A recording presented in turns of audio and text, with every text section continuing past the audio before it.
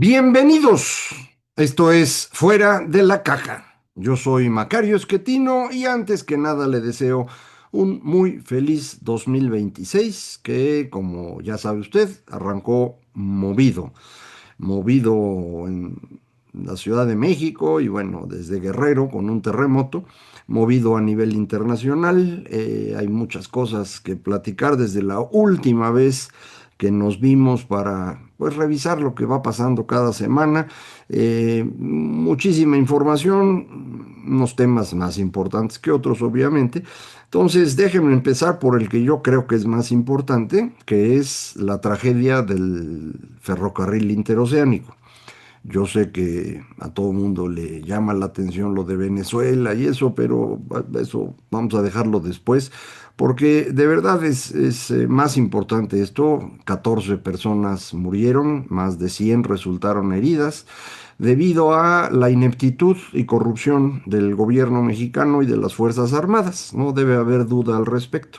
eh, Se realizaron durante el gobierno del señor López Obrador y se continuaron en esta administración, obras que no tienen ninguna lógica más allá de la lógica política.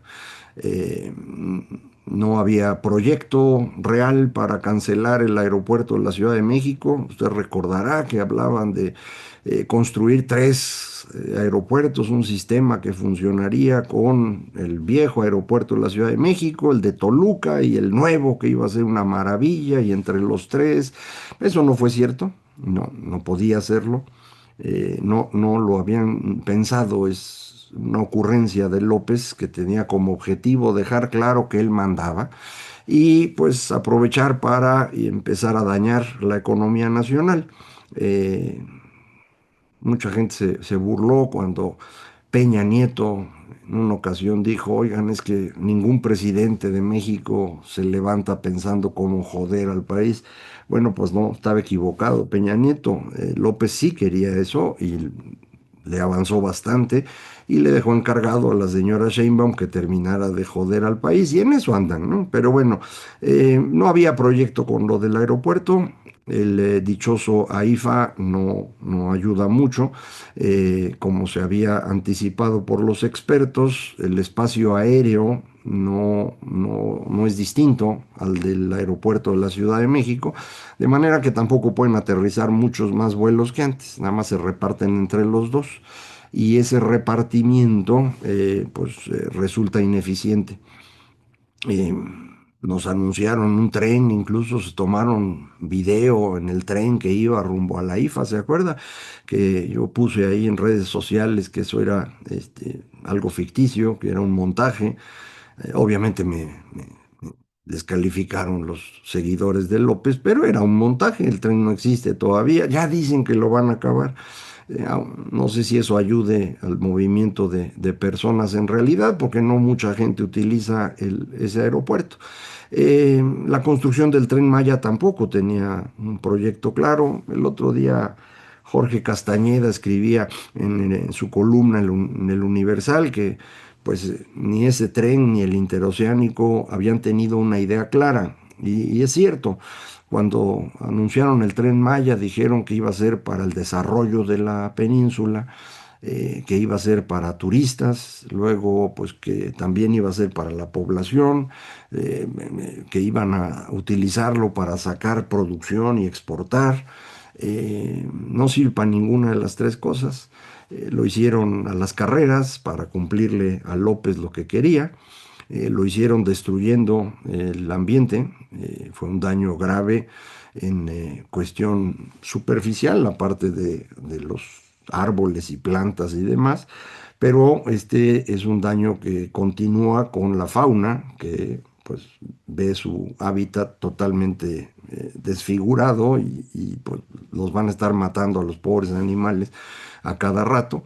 Pero creo que hay un daño mucho más serio y ese lo platicamos aquí, lo dijeron los expertos, que tiene que ver con el agua en esa región. La península no tiene ríos, la península de Yucatán tiene agua subterránea. Es una zona que está geológicamente hecha en una cosa que llaman karst, que son tierras calizas, eh, muy frágiles. Se puede hacer ferrocarril sobre eso, pero hay que hacerlo con mucho cuidado, con proyectos bien pensados. Lo han hecho en China. Eso hubiera costado muchísimo más dinero del que finalmente costó, pero hubiera servido, no hubiera dañado a nadie y hubiéramos tenido ahí un tren que yo creo que era innecesario, honestamente, porque la comunicación en la península no está mal, en buena autopista, desde Campeche a Mérida, de ahí a Cancún y de Cancún hacia playa, ya para Tulum es un poquito menos buena y después de eso ya no hay nada, pero no tiene por qué haber, no, no necesita uno poblar todo eso, hay regiones ahí que debían mantenerse para beneficio del futuro, para que el ambiente pueda sobrevivir ahí. Y para eso son zonas protegidas. Bueno, sobre esas zonas protegidas pusieron su porquería. Por hacerlo rápido, porque no tenían en dónde poner las terminales, las pusieron a la salida de las ciudades. El único punto que sí ayuda a los emeritenses es ir al aeropuerto de Cancún, porque la terminal del ferrocarril sí está cerquita del aeropuerto de Cancún. Fuera de eso no sirve para nada, ¿eh? Entonces por eso hay muy poca gente viajando ahí. Muchos van por curiosos y con una vez tienen para no regresar.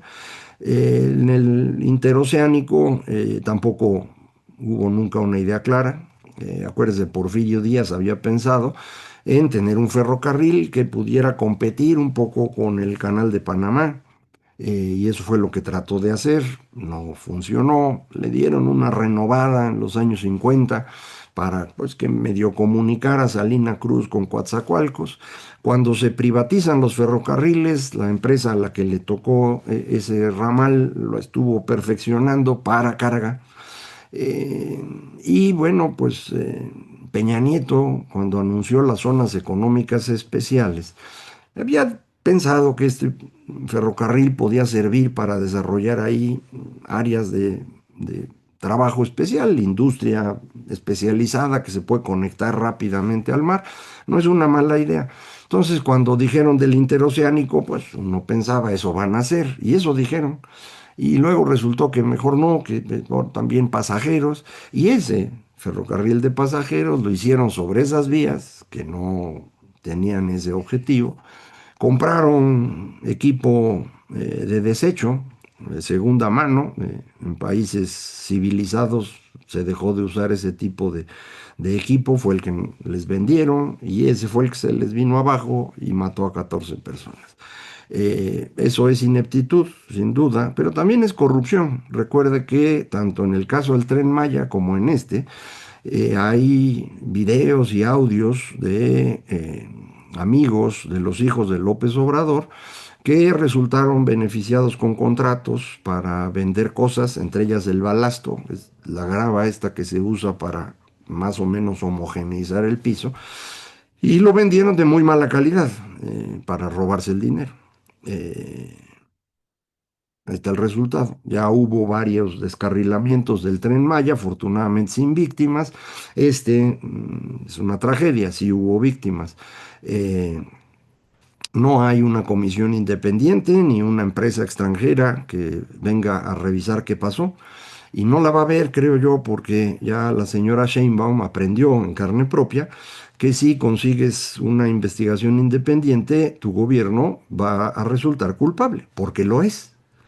Pero cuando eso pasó con la línea 12 del metro aquí en Ciudad de México, la empresa extranjera, nórdica, no recuerdo su nombre, que vino, hizo el estudio y demás, pues dijo lo que era de esperarse, que la construcción estaba mal y que la operación estaba mal, y de eso eran culpables los gobiernos previos, desde el señor Marcelo Ebrard hasta la señora Sheinbaum. Obviamente no quiso escuchar eso y tiró a la basura ese reporte y no hubo culpables, no, digo, probablemente haya ingenieros de los que construyeron que metieron al bote y ni nos enteramos, pero ese no es el objetivo de estas cosas, hay que encontrar por qué ocurrió así, ¿no? Y cuál qué tanta corrupción hubo involucrada. Acuérdense, en la línea 12 del metro también fueron famosas las maletas en efectivo que llevaba eh, un funcionario responsable de las finanzas entonces, ahora de la educación pública nacional, Mario Delgado.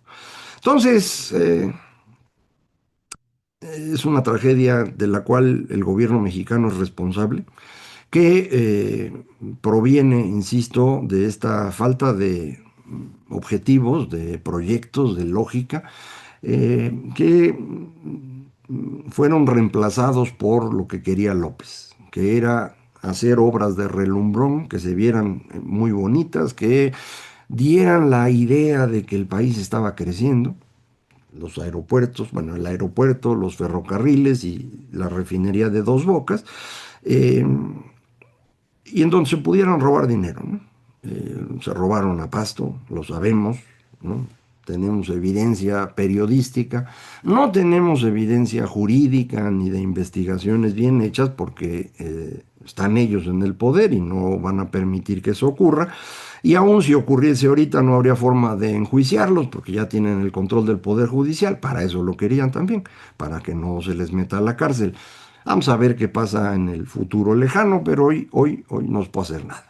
Eh, Esto, además de causar muertes, que son tragedias familiares y personales, tiene un costo económico muy elevado. Estas obras que se hicieron sin lógica nos costaron muchísimo dinero y hoy están perdiendo dinero. Usted dice, bueno, voy a invertir en una refinería y luego con lo que ésta produzca se va a ir pagando la inversión. Está bien. O voy a hacer un ferrocarril a costo perdido, porque lo que se va a ganar en términos de eficiencia de comunicación y movimiento de personas y desarrollo regional lo va a pagar. Bueno, se puede pensar eso. Yo creo que hay que discutirlo públicamente, pero se puede, ¿no?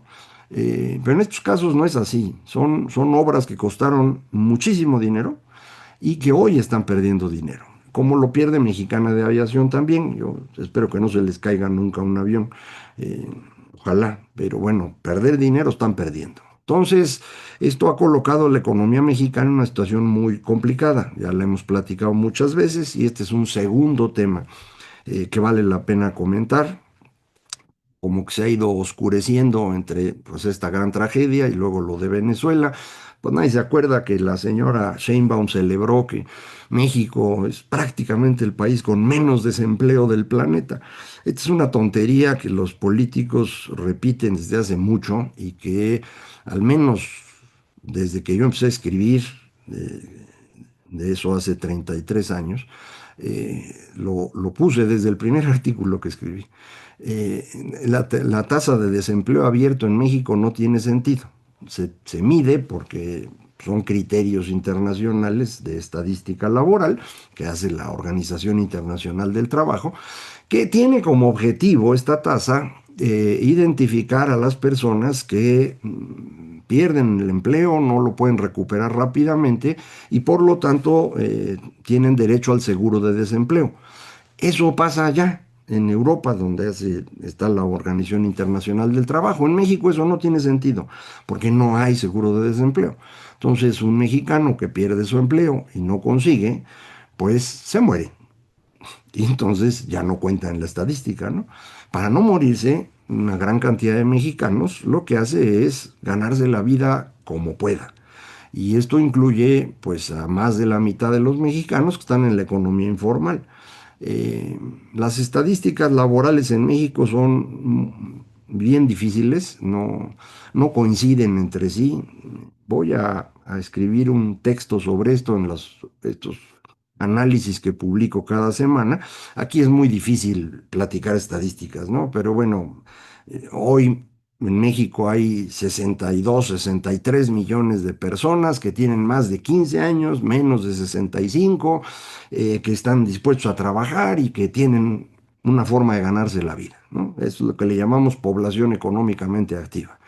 De esos, solo 40 millones están registrados en las cuentas nacionales como trabajadores. Los otros 20 pueden ser trabajadores a cuenta propia, pueden ser empleadores, pueden estar en el sector formal o en el informal, o pueden ser parte de esos casi 20 millones de mexicanos que trabajan sin recibir una remuneración. Estos son precisamente los que trabajan por cuenta propia, no tienen un salario, se lo van ganando. O los empleadores tampoco tienen un salario, es una ganancia. Puede ser la señora que vende tamales, esta señora no tiene un sueldo. Pero pueden ser también los 4 millones de mexicanos que están en el campo viviendo de autoconsumo. Entonces, pues andar hablando de empleo y desempleo y eso, de verdad no tiene sentido.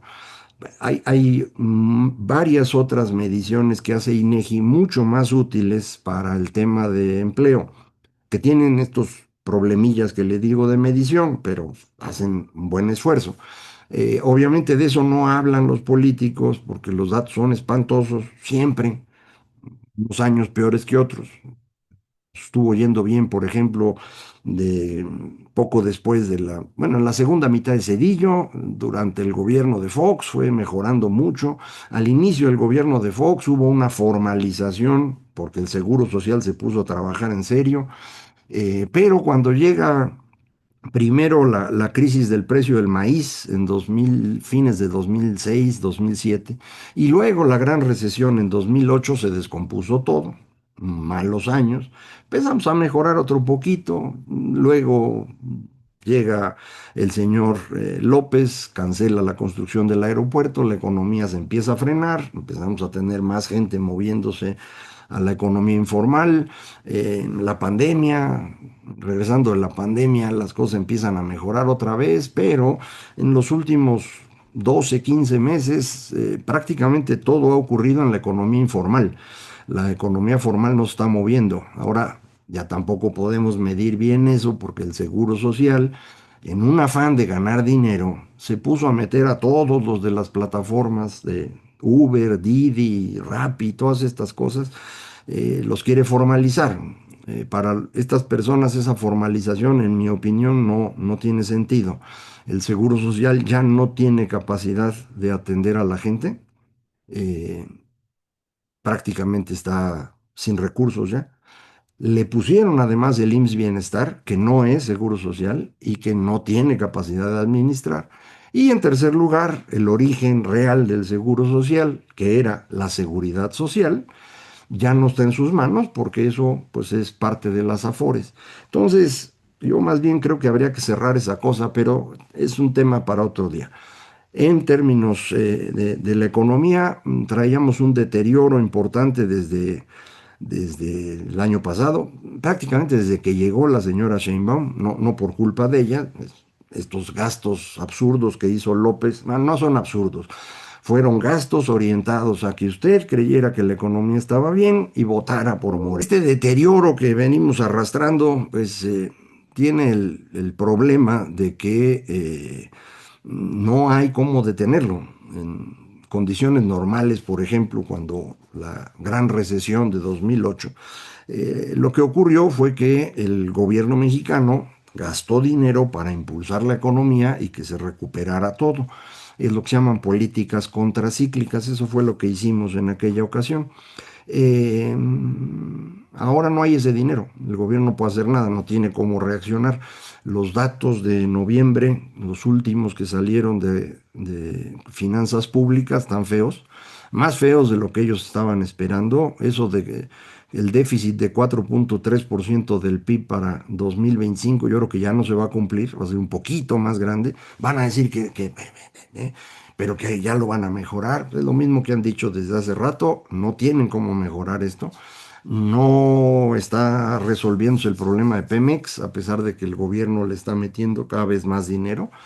Entonces, pues la situación económica no se va a resolver desde el gobierno, necesitarían inversión privada. ¿De dónde sale la inversión privada? Fundamentalmente de mexicanos, ¿eh? La inversión extranjera pues, suena bonito pues es bonito porque viene de fuera y trae tecnología y dólares y todo, pero es una proporción pequeña. En general, la inversión en México representa 22 puntos del PIB y de eso la inversión extranjera normalmente anda en 3. Entonces, todo lo demás se hace con dinero de mexicanos. Una parte del gobierno, la parte del gobierno hoy está en dos. Entonces, lo que nos faltan, los 15, 16, 17 o 20 puntos que se quieran para llegar hasta el 25% famoso de inversión, 25% del PIB, sí, tendrían que salir de mexicanos. No hay muchos mexicanos interesados en invertir, según nos dicen las encuestas que INEGI levanta mes a mes entre empresarios preguntando si es el momento adecuado para invertir. Y ese momento se ha ido haciendo chiquito. Nadie quiere meter lana ahorita porque no saben qué está pasando, porque hay incertidumbre del TEMEC y hay incertidumbre de siempre, pues de eso se tratan los negocios. Pero además ahora tenemos un poder judicial que no es confiable. Y si en algún momento hay un conflicto con el gobierno, el poder judicial va a fallar a favor del gobierno. ¿Usted estaría dispuesto a arriesgar su dinero en esas circunstancias? Solo si usted es amigo de los que están en el gobierno, ¿no? Así fue como hicimos la economía mexicana del siglo XX, con los empresarios compadres, puros amigos de los políticos o directamente políticos. Esto arrancó muy claramente en el sexenio de Miguel Alemán y de ahí vienen las grandes fortunas. Algunas son más recientes, pero todas se hicieron así, salvo las que a partir de el NAFTA, el Tratado de Libre Comercio 93, vienen de empresarios que compiten afuera de México. Eh, Hay también otros empresarios mexicanos que vienen desde antes de la revolución, que se opusieron continuamente a los gobiernos de la revolución y han logrado sobrevivir y que ahora también ya están prácticamente moviéndose a nivel internacional y sus inversiones en México las han ido reduciendo porque pues ya les han estado cobrando impuestos a la mala, sin derecho a juicio, sin defensa. Entonces, pues no veo de dónde va a poder mejorar esto. Algunos datos de fines del 25 eh, se ven así como que están muy buenos, ¿no? El crecimiento de la economía en octubre, según el índice global de actividad económica, dio un brincote. Me parece que es un problema de el que la gente gastó antes de. Normalmente ese brinco ocurría en noviembre, se movió a octubre, creo que tiene que ver mucho con lo que se estaba discutiendo en el Congreso sobre aranceles.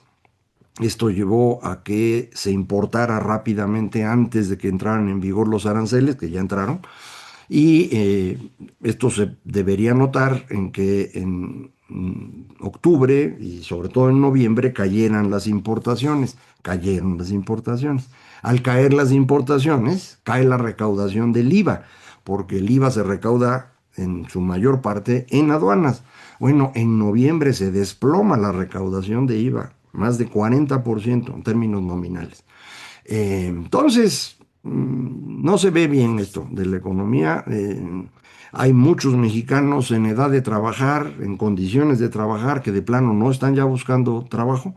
Los que sí lo hacen, la mayoría ya está en el sector informal y está creciendo muy rápidamente eso. Y en el sector informal el ingreso es la mitad que en el sector formal. Entonces, pues esto significaría menos dinero disponible para consumir. Otra vez, el dato del consumo, el adelantado, el oportuno. En esta semana sale el oficial.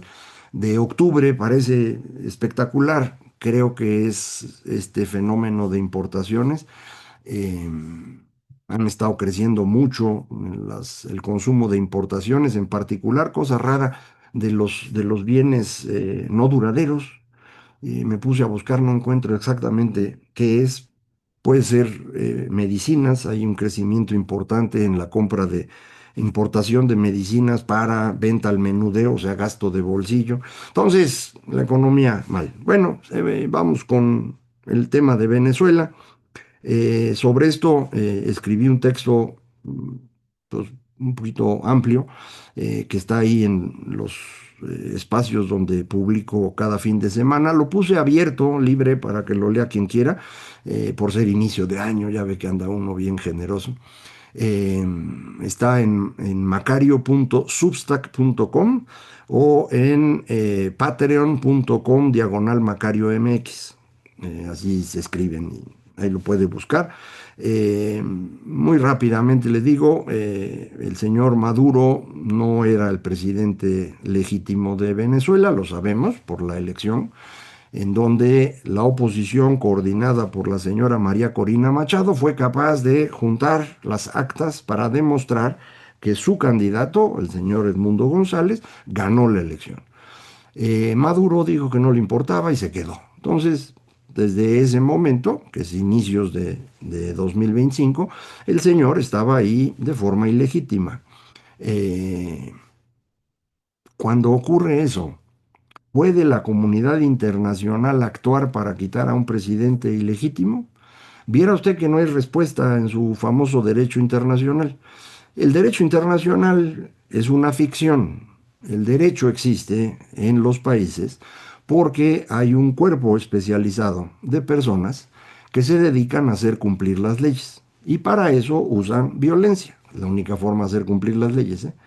Esto le llamamos el monopolio de la violencia legítima, definición del señor Weber de lo que es el Estado. Bueno, aquí en México, sabe usted, eso no funciona, ¿verdad? No, no tenemos ese monopolio. Aquí tenemos, ya lo platicamos alguna vez, un oligopolio de violentos, viendo a ver quién se queda con qué espacio. Es parte de nuestro problema. Pero a nivel internacional no hay un cuerpo capaz de aplicar una violencia legítima para hacer cumplir reglas. Lo que tuvimos desde el fin de la Segunda Guerra Mundial hasta el año pasado era un sistema alrededor de Naciones Unidas donde se discuten cosas, en donde hay un grupo selecto que es el Consejo de Seguridad, en donde los temas así complicados se debaten, pero 5 de los miembros de ese consejo, que son permanentes, tienen derecho a veto. Si no les gusta algo, dicen, pues eso no se va a discutir y ahí muere. Esto funcionó en parte como un espacio de negociación durante la Guerra Fría entre el espacio estadounidense y el de la Unión Soviética. Después de eso, pues era Estados Unidos el que hacía cumplir o no las cosas. Le daban bola a Naciones Unidas, ¿no? Por ejemplo, para tomar venganza por lo de las Torres Gemelas, el ataque a Afganistán, Naciones Unidas pues, lo aprobó sin problema. El ataque a Irak no, porque ahí no estaba claro qué tenían que ver y la verdad es que no tenía para qué irse a meter Estados Unidos allá. Eh, Inventaron lo de los estos de las armas de destrucción masiva y con eso lograron que medio les dieran permiso y ahí fueron y echaron a perder todo. Ya no van a hacer ni siquiera eso, ¿no? Ahora esto lo que nos muestra es que Estados Unidos dice voy y va. ¿Por qué fueron a meterse a Venezuela? Algunos incautos dicen para restaurar la democracia. Al señor Trump, la verdad, la democracia no le importa nada. Es un estorbo para él, especialmente en su propio país. Al señor Trump le gustan dos cosas, los aplausos y el dinero. Es lo que le gusta. Y pues para que le aplaudan, le ofrece a los estadounidenses acabar con la migración y el narcotráfico. Por eso dice que está atacando a Venezuela por narcotráfico. No hay mucho narcotráfico de Venezuela a Estados Unidos. Hay de Colombia, hay de México. El de Venezuela más bien va para África y para Europa. Entonces, esa no es la razón. Mucha gente está de necia con lo del petróleo. Por alguna razón que otro día platicaremos, probablemente en los de largo aliento, la gente cree de verdad que la estructura económica determina la superestructura ideológica, jurídica y política. Frases de los marxistas. Yo creo que eso no tiene ningún sentido.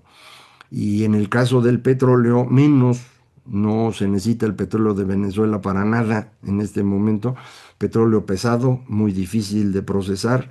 Las refinerías estadounidenses que usan petróleo pesado tienen el surtido garantizado con las arenas de Canadá y con un poquito el que mandamos nosotros. Todavía podemos mandar algo, pues con ese no necesitan el de Venezuela.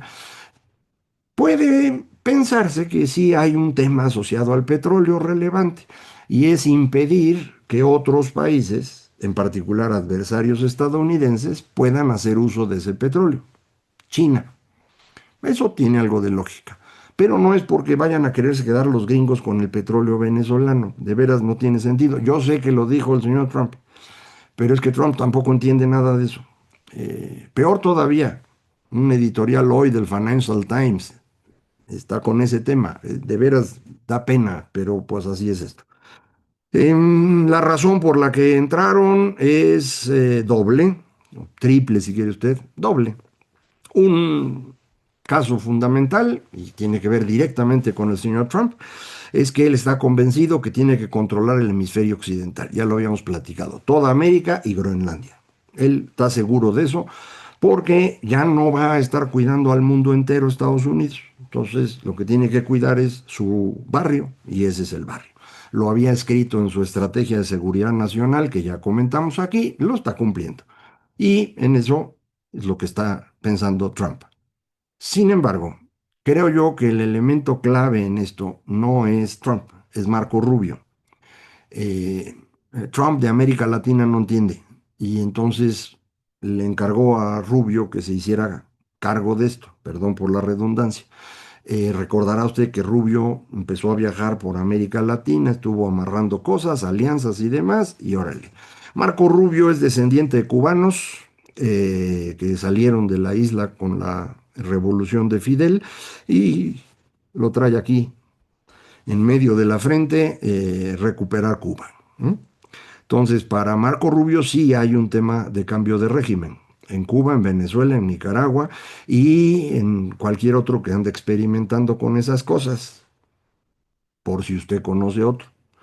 Entonces, hay que tener cuidado con esa cosa. Son dos cosas distintas, ¿no? En Estados Unidos, el gobierno no es monolítico.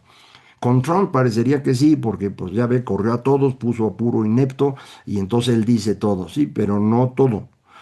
Rubio trae lo suyo. Las agencias antinarcóticos traen lo suyo. Ellos sí están interesados en el tema narcotráfico y para eso sí les es muy útil haberse llevado a Maduro porque va a terminar de aclarar el rompecabezas que todo parece indicar tiene piezas en Palenque. Porque si no, ¿por qué salió el viejito? Porque de pronto, de la nada, salió a decir lo de siempre, ¿no? Yo creo que sí sintió pasos en la azotea.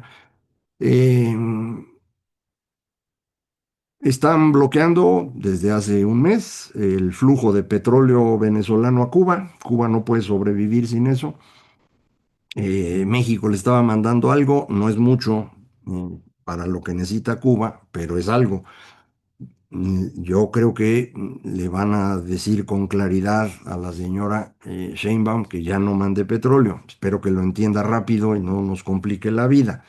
Van a tumbar el gobierno de Cuba, creo yo, no le veo duda al respecto, porque, pues, insisto, para Rubio eso es clave. Para Trump coincide en que Trump lo que quiere son gobiernos con los que pueda hablar, de preferencia leales a él. Si se puede, con rateros mejor, porque así pues, roban por todos lados. Ya ve que Trump es un raterazo.